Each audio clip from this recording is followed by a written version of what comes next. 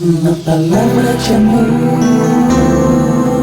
uma palavra de Deus. Olá, muito bom dia, meu querido amigo, minha querida irmã, meu querido irmão em Cristo.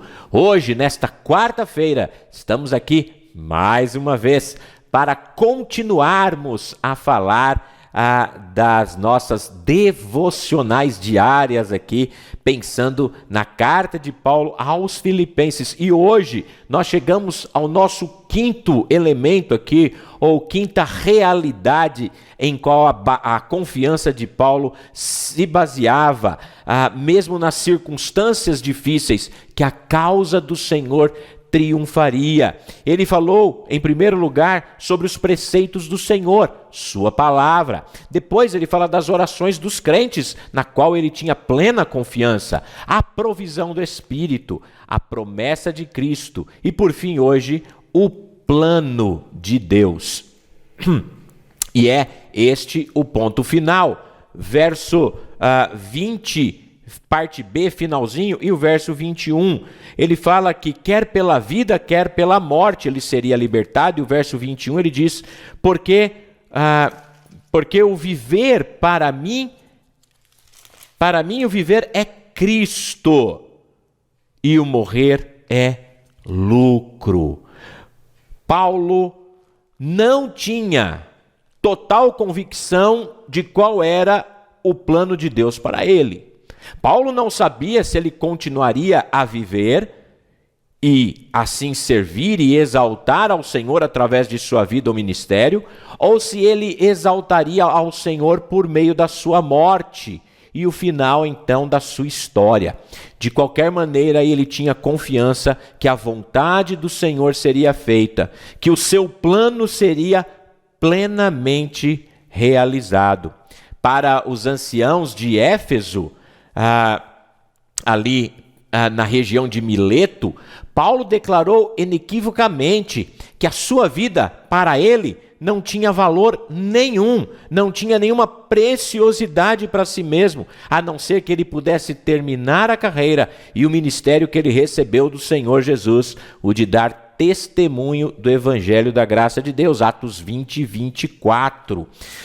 Pouco tempo depois, ele disse aos crentes de Cesareia, que estavam angustiados pela profecia de Ágabo sobre a prisão iminente de Paulo. E ele fala, por que vocês estão fazendo isso, chorando e magoando o meu coração? Porque eu estou pronto, até mesmo para morrer em Jerusalém, pelo nome do Senhor. Ele lembrou aos crentes em Roma que se nós vivemos para nós mesmos, mas devemos viver para o Senhor, e se morrermos, devemos morrer para o Senhor. E ele diz, portanto, se vivemos ou morremos, somos do Senhor.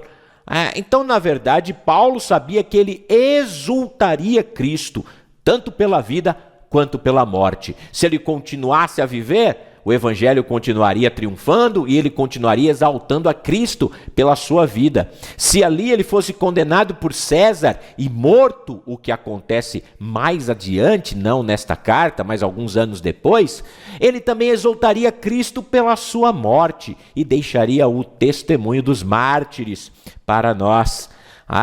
Lá no final da sua vida, perto já então da sua morte mesmo, Paulo vai dizer, já estou sendo derramado como sacrifício, como libação, e o tempo da minha partida está próximo. Combati o bom combate, terminei a carreira, guardei a fé. De qualquer forma, ele seria vitorioso e Cristo seria exaltado. Por isso, nessa frase grega traduzida para o viver é Cristo e o morrer é lucro, não contém verbo. Ele diz textualmente, viver Cristo, para morrer, ganho. Paulo sabia que a vida é Cristo, porque ele iria continuar a servi-lo enquanto vivesse. Mas ele também sabia que morrer seria um ganho, porque ele não estaria mais no sofrimento nesta terra, mas na presença de Deus, para adorá-lo e servi-lo com santa perfeição. Paulo havia plenamente entendido que a riqueza, o poder, a influência, as posses, os prestígios, a posição social, a boa saúde, negócios ou sucesso profissional ou qualquer outra coisa são coisas apenas transitórias. Muitos reconhecem que isso é verdade, mas muitos não vivem como se ela fosse verdadeira. Poucos podem dizer com absoluta sinceridade que Paulo pôde dizer que para mim o viver é Cristo e o morrer é lucro. O apóstolo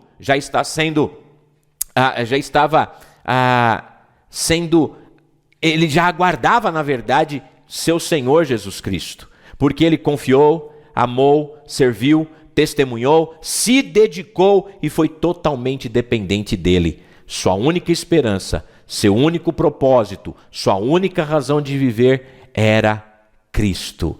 Ele viajou para Cristo, ele pregou por Cristo, ele foi perseguido e preso por Cristo. Em última análise, ele morreria por Cristo. Mas até mesmo a morte, pela graça maravilhosa de Deus, para Paulo, finalmente, seria um ganho eterno. Que vivamos para Cristo e que quando Cristo nos levar, estejamos prontos para morrer por Cristo, porque a nossa vida deve glorificar a Cristo e o nosso exemplo deve magnificar a salvação que um dia nos foi alcançada. Meu querido amigo, minha querida amiga, meu querido irmão, minha querida irmã, que Deus te abençoe ricamente, que tudo você viva para Cristo. Confie nos propósitos dele. Ele sabe aquilo que é o melhor para nós. Paulo, então, estava confiante de que o evangelho triunfaria por causa dessas 5 realidades. E ele descansa nessas 5 realidades. A palavra de Deus, a oração dos santos, a presença do Espírito na nossa vida, e com certeza também a sua confiança na promessa de Cristo e, por fim, a confiança no plano de Deus, porque tudo que Deus faz é perfeito e em nada se encontra falha.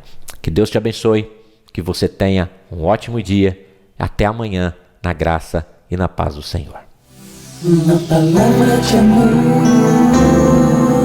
uma palavra de Deus.